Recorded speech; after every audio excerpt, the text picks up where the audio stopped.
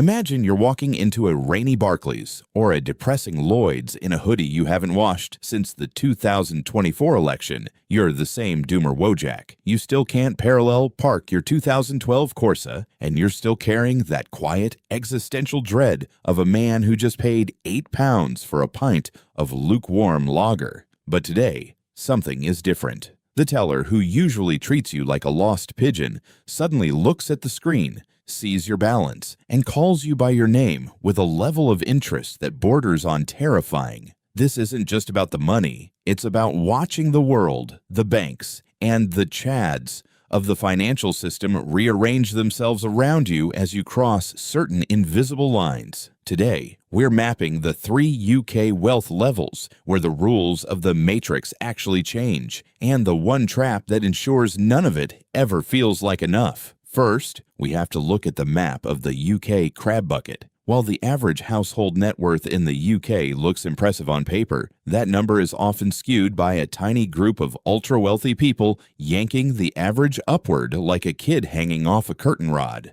The reality is that the median UK household is one transmission failure or one check engine light away from a very bad month. This is the Wagie baseline, where every decision is filtered through fear and survival. At this level, your brain is in what psychologists call survival mode. Every financial decision is a reaction to a crisis. You take the first job offer that comes along because you can't afford to be picky, and you stay in toxic situations because leaving feels like a death sentence. Your mental bandwidth is so consumed by immediate threats that you literally can't think about the future. It's like trying to plan a holiday while your flat is on fire. But the first place things genuinely shift is at level 1, the £100,000 Wagie Milestone. As the late Charlie Munger said, the first £100,000 is a nightmare. It feels like pushing a boulder up a hill in the rain. At this level, your growth is slow because the snowball is still small. At a 7% return, you're only making about £7,000 a year, enough for some Lurpak and a few Freddos, but not a yacht. However, this is where you statistically yank yourself out of the financially fragile group. This is the turning point where your financial boulder finally reaches the top of the hill. To understand why, you need a shortcut called the Rule of 72. Take 72, divide it by your return, and that's how many years it takes for your money to double. At £100,000, the math finally flips from working against you to working for you. Banks like HSBC or NatWest might start offering you a slightly nicer waiting room or a discount on your mortgage, finally deciding you're worth being a little nicer to. Once you cross that grind, you hit level 2, the £1 million upper middle class cope.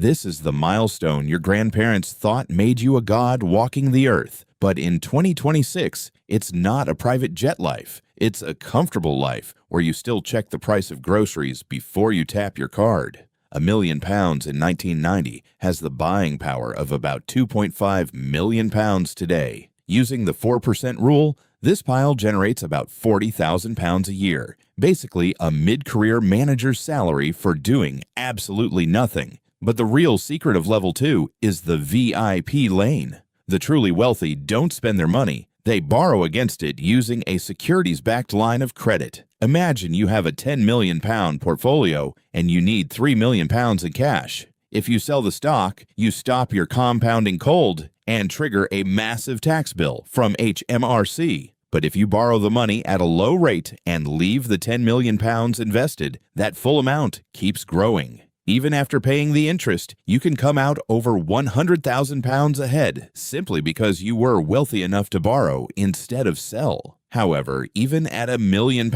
you have a silent business partner who has been on your account the entire time: the government. That big 7-figure balance isn't fully yours. It's your balance minus every bit of tax you haven't paid yet. This is a partner who never showed up to a meeting, never helped you save, and then strolls in at the end demanding a cut. Once you reach a certain age, they don't even let you decide when to take the money. They force you to withdraw it just so they can finally tax it. The statement might say you're a millionaire, but the fine print says terms and conditions apply. Then we reach the ascended state, level 3, The 5 million pounds plus freedom money. This is where your boss says something unreasonable, and instead of swallowing your pride, you realize you genuinely do not need the job. Work becomes optional, and the world senses your quiet confidence because you need nothing from it. This is the level where firms like JP Morgan or Goldman Sachs roll out the actual red carpet for you. But there is a dark side to level 3 that no soy jack guru will tell you about. The relatives come out of the woodwork. Suddenly, a cousin you haven't seen since a funeral in 2014 materializes with a can't-miss business opportunity in vending machines. You encounter the crab bucket mentality, where the people closest to you try to drag you back down because your success highlights their own standing still. The nail that sticks out gets hammered down.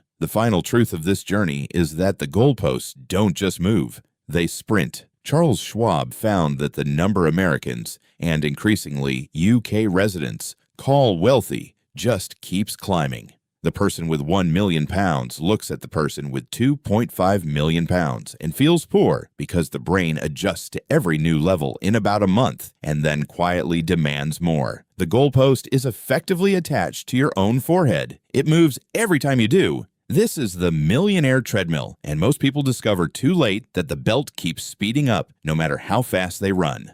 The secret to winning this game is realizing that the bank teller from the beginning was never reacting to you. They were reacting to the number on the screen. The goal is to make sure you never make that same mistake about yourself. The people who actually win aren't the ones who climb the fastest. They're the ones who decide on purpose what enough means for them before the system decides it for them. You can hit every one of these lines and still be a miserable doomer, or you can sit comfortably between them and build a life that the bankers and the crabs in the bucket can't touch. If you're tired of the Wagie life and want to understand the machine before it grinds you into dust, hit subscribe to Wojak Invests. He bought the dip. Will you?